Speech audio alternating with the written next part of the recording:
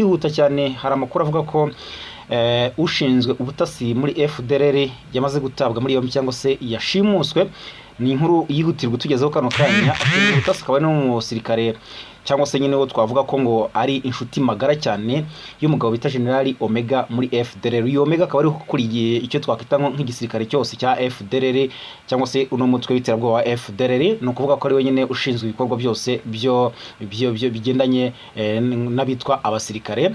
Uyu akaba yitwa Ntahunguka Pacifique General Omega. Uyu rero ushinzwe ubutasi akaba ari inshuti ye ikomeye cyane. Yamaze gushimutwa, yamaze gutabwa muri yombi. Bigenze bite? Afatiwe hehe? Aya makuru turaje turebe ko byifashe, hanyuma turaza kujya ku makuru yerekeranye n'imirwano. Muri Tetwara Masisi muzi ko rwose ejo twavuga ko hiriwe agahenge, nta mirwano ikomeye cyane yigeze habera, nubwo M23 amakuru ari kugaragaza ko yamaze kwinjira muri Gatoyi cyangwa se secteur ya Gatoyi, hafi muri ibyo bice bya Gatoyi rwose ibintu bikaba ariho byari bimeze nabi cyane. Ariko ejo asa nahirwa agahenge. Ubu rero hari amakuru atunguranye cyane ari kuvugwa muri Tetwara Masisi. Kugeza ubu byifashe bite muri FARDC cyangwa se coalition Abarundi Wazalendo FDLR, ibyabo biteye bite? Tuze kujya kureba rero ibyo Abarundi bari gukora muri Kivu y'Amajyepfo kugeza muri aya masaha. Hanyuma nandi makuru agiye atandukanye. AFC M23 imaze gusohora itangazo ryihutirwa cyane. Ni itangazo irutugezeho kano kanya ryashyizweho umukono na Lawrence Kanyuka. Iri tangazo rirasaba iki, rirareba nde? Byose uraza kubirebera hamwe muri aya makuru.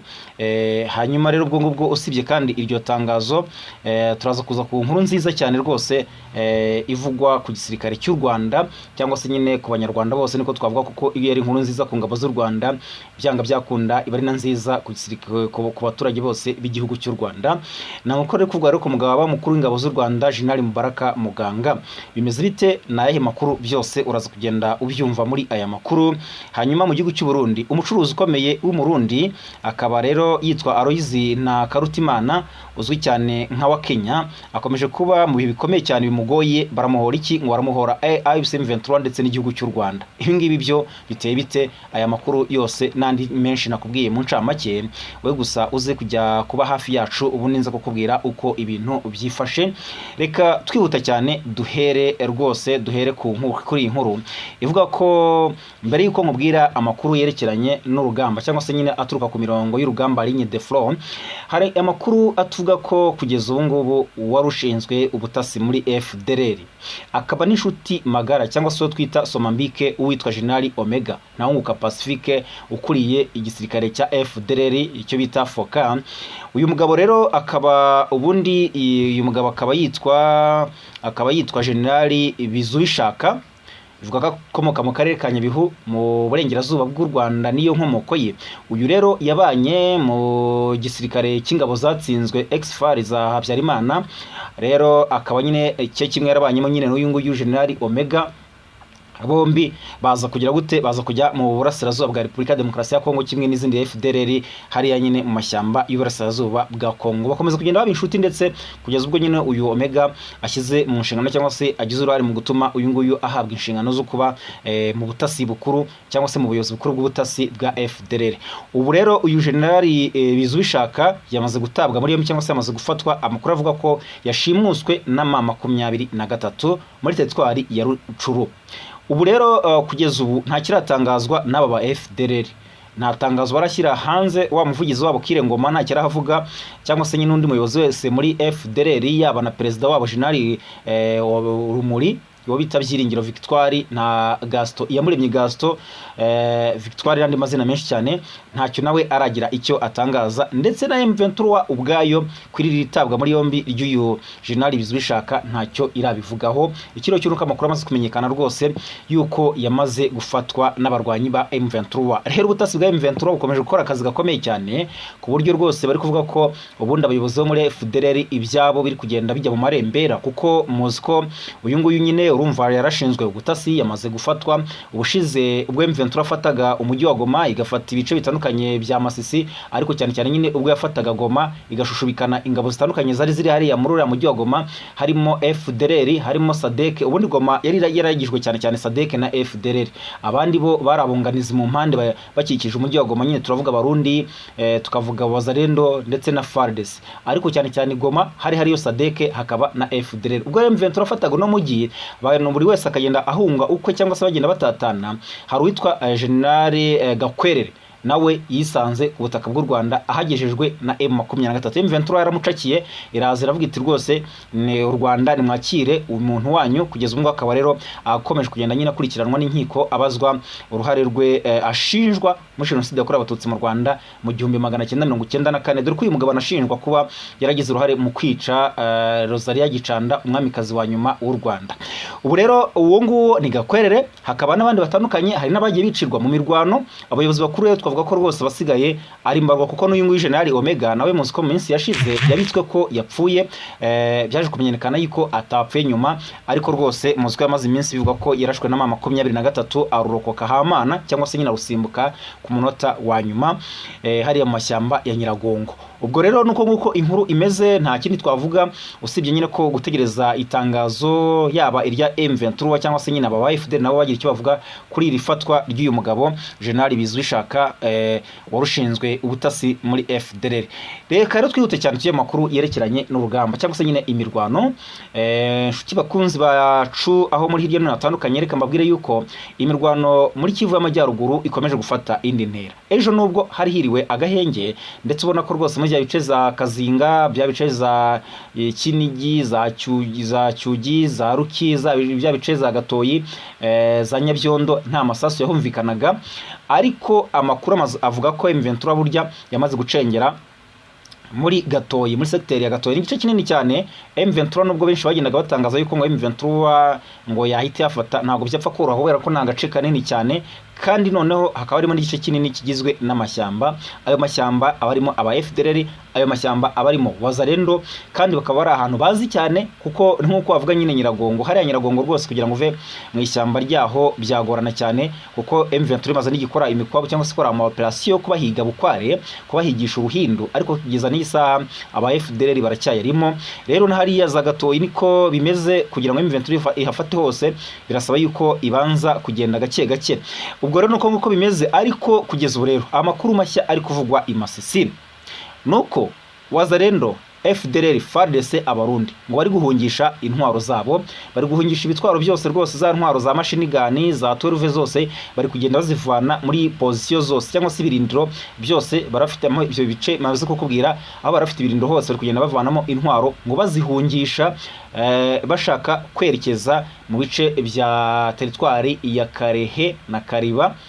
Karehe niho bari gushaka kumanukira nyine bavana intwaro zabo hariya muri teritwari Masisi, kubera ko ari kubona ko M23 umuvuduko iriho, kandi noneho kubona ngo amaramforo cyangwa se nyine deployment ku ngabo za FARDC niyo coalition biragoye cyane, nyuma yuko rwose M23 inzira nyinshi igiye izifunga, ndetse ikaba yaranangije ikoranabuhanga ry'ikirere hariya Ibangoka cyangwa se Kisangani ku kigo cy'indege cyaho, ku buryo nyine uziko muri iyi minsi buri ikintu cyafashaga FARDC nubwo ari kugaba n'ibitero by'imirwano yo hasi, ariko ikintu kiri kubafasha cyane muri iyi minsi ni ibitero by'amadrone, nkuko bari kubigenza hariya za Minembwe bakamejeje, kubera ko nyine indege zabo ziri guturuka za Karemi bakaga ibitero ku baturage hariya Iminembwe ndetse no ku bice birimo mama 23 na Twirwaneho. Rero no kuvuga ngo hano Masisi n'iki kintu cyabafashaga burya nicyo cyanabafashije mu minsi ya mbere kugira ngo bafate ibice byinshi cyane bigera mu 10 gutyo. M23 nubwo aje kubyisubiza nyuma kurasa kuri iryo koranabuhanga cyangwa se ku kibuga cy'indege cya Bangoka. Rero nyuma yuko M23 irashe Bangoka cyangwa se Kisangani, byabaye nkaho ibyabo bihagaze, izo ndege zirahagarara, ntibongera kubona nyine izo ndege zigira ku kibuga cy'imirwano, kubera ko nyine M23 hariya yahangije bikomeye cyane. Ubwo rero niyo mpamvu ari kugenda bazinga utwabo bava muri iyi mirwano, kubera ko nyine ibintu bisa naho byamaze kugenda bibakomerana. Aha ni amakuru avuga ko rero bari kugenda umwe gake gake, ariko baracyarimo kurebana y'ingo na M23 mu bice bitandukanye, ku buryo nyine isaha n'isaha bakongera kurasana, ariko wakubwira ko hariya hari imirwano ikomeye i Masisi yaba akubeshye. Hanyuma rero ubwo ngubwo nuko byifashe, reka tujye ku itangazo rya AFC M23. nubwo wumva bimeze bityo ko nta mirwano ikomeye cyane iri kubera hariya, ariko M23 mu bice byo muri Kivu Amajyepfo irashinja ingabo za leta zifatanyije na ya koalisiyo yazo cyangwa se n'ababambari bazo kubangamira ituze ry'abaturage. M23 bongeye kwihanangiriza ubutegetsi bw'Kinshasa. Rero ni itangazo AFC M23 kize ahagaragara ishinja FARDC, ingabo z'u Burundi, Wazalendo, FDLR gusuka ibisasu bikomeye cyane mu bice bituwe n'abaturage hariya. Mu gihe rero ibintu bikomeje kugenda bimera nabi cyane mu bice mu misozi miremire ya Minembwe no mu bice byinshi mu ntara Kivu Amajyepfo, ihuriro Alliance for Congo M23 cyangwa se AFC M23 ryatangaje ko ihuriro ry'ingabo rishyigikiye ubutegetsi bwa Kinshasa ryagabye ibitero bikomeye cyane ryifashishije ibisasu n'indege zitagira pilote cyangwa se drone nkuko nyine bamaze iminsi babigenza. Bakaba bagabye bino bitero mu bice bituwe cyane n'abaturage. Ibintu rero M23 ivuga yuko byateje impungenge cyangwa se bikomeje guteza kaga ku mutekano w'abasivile b'abanyamurenge. Hanyuma muri iri tangazo iri huriro rivuga ko mu ijoro ryo ku itariki ryo kuri uyu wa gatatu tariki 3 rishyira ku itariki 4 z'ukwezi kwa Kamena 2026 ahagana saa moya z'ijoro na saa 11 za mu gitondo, ihuriro ry'ingabo za leta Kongo FARDC, ni ukuvuga nyine abarimo ingabo za FARDC, abarimo FDLR, abarimo FDNB cyangwa se igisirikare cy'u Burundi, abarimo Wazalendo, bagabye ibitero bakoresheje ibisasu ndetse na drone za kamikazi ndetse n'indege z'ubwoko bwa KT6 nizo bamaze iminsi bakoresha hano muri Kivu Amajyepfo. Barakoresha KT6 cyangwa se kamikazi muri iyi minsi, ntabwo sashikane FARDC iri kuzikoresha cyane, niba barasanze zitari ku rwego simbizi. Rero AFC M23 ikavuga ko ibyo bitero byibasiye cyane agace ka Gakenke, Bidego na Mikenke, hose akaba ari hafi ya santere ya Minembwe ahasanzwe hatuwe n'abaturage benshi b'abanyamurenge. Rero nkuko AFC M23 yabitangaje, ibisasu byinshi byaguye mu bice bituwe n'abasivile, ibintu bavuga ko bishobora kuba byashyize ubuzima bw'abaturage mu kaga. Baravuga ko abaturage bahaguye nubwo batari gutangaza imibare, kubera ko ibyo bisasu n'izo drone ntabwo byahagwa gusa cyangwa se n'ibyahaba gusa hatagize ababigwamo. Rero mu butumwa bwa AFC M23 bavuze ko ibyo bitero bigaragaza ubushake bwa Kinshasa bwo gukomeza gukoresha ingufu za gisirikare aho gushaka ibisubizo bya politike ku bibazo by'umutekano bimaze imyaka myinshi muri Burasirazuba bwa Repubulika ya Demokarasi ya Kongo. Rero bavuze ko ibi bitazabuza ko AFC M23 bazakomeza kwirwanaho kandi banarengera abaturage, kandi ko leta Kinshasa igomba kwishyura ikiguzi cy'ibyikora igihe cyose uko byagenda kose, ko amaherezo igomba kuzabyishyura. Rero abaturage bo mu duce twa Gakenke, Bidego, Mikenke ndetse n'ahandi hagereye za Rugezi, aho ngaho hose za Karingi, za Karongi, baravuga ko rwose bakomeje kuba mu bwoba kubera ibibazo bakomeje gutezwa n'ingabo za leta n'abambari bazo. Bakavuga bati rero biteye agahinda ariko binateye isoni ku gisirikare cya leta kubona bakorana n'umutwe w'iterabwoba nka FDLR ndetse n'abandi b'abarundi mu kugirira nabi abaturage bo mu bwoko bw'abanyamurenge. Bati rero ibingibi rwose ntabwo byakabaye bikwiye, ariko ikibabaje nanone nuko amahanga cyangwa se imiryango mpuzamahanga itabasha kureba ibiri kubera hano mu Burasirazuba bwa Repubulika ya Demokarasi ya Kongo ngo itabare aba baturage. Hanyuma reka tujye mu Burundi. Mu Burundi umucuruzi ukomeye cyane yitwa Aloyizi Ntakarutimana. Uyu mugabo azwi cyane nka wa Kenya, ni umukire nyine. Rero akaba akomeje kuba mu bihe bikomeye cyane nyuma y'amezi arenga 2 afunzwe n'ubutegetsi bw'u Burundi.